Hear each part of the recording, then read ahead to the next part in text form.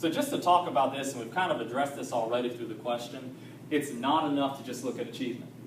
You know, if I was judging you by achievement based on your student's performance, I would think the red student is better than the blue student. But that's not telling the whole story. I want you to look for a moment between 3rd and 4th grade, what happened to these two students. One got better, one got worse. Exactly. I look at blue, now they're scoring very low. Maybe they weren't read to enough. Maybe they didn't go to pre-K.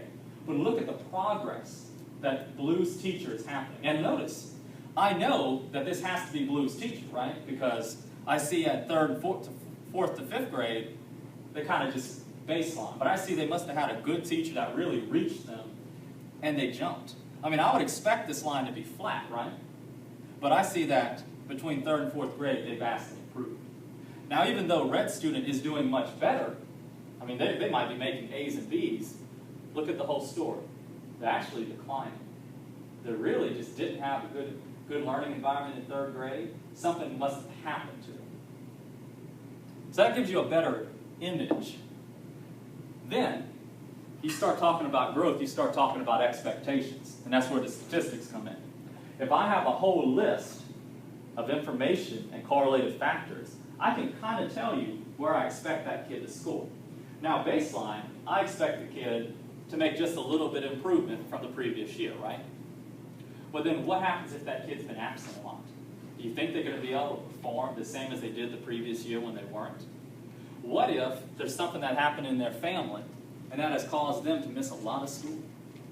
Then they're not going to be the same. What if something's going on with them personally? They're lashing out, they're being suspended. They're not going to score the same, right? So you have to adjust your expectations for that child. And luckily, the expectations usually are always adjusted downward. So the more of these factors that are reported for a child, the less you expect from them the next year. Now look at this. If you look on the right side of the screen, you'll see that I have what they scored at the end of 6th grade, and I also have what I predicted them to score at the end of 6th grade. So let's say that the blue student, I thought they were going to be here. I looked at all of their factors. I looked at their poverty level.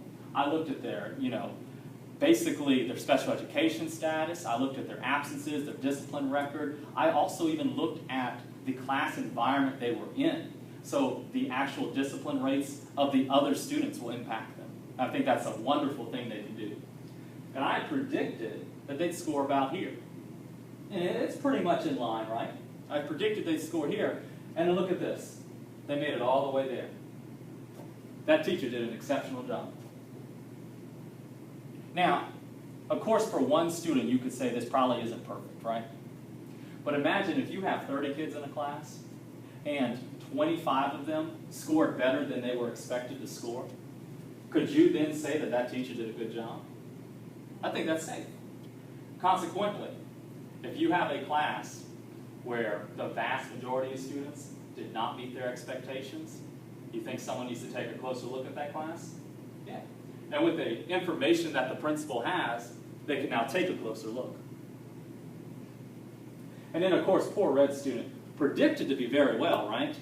But either something's going on in that student's life or someone's not making a good connection with them. Now, when you got a value-added measure, all of that is calculated for you. When you have a student learning target, you have to make that estimate as a teacher.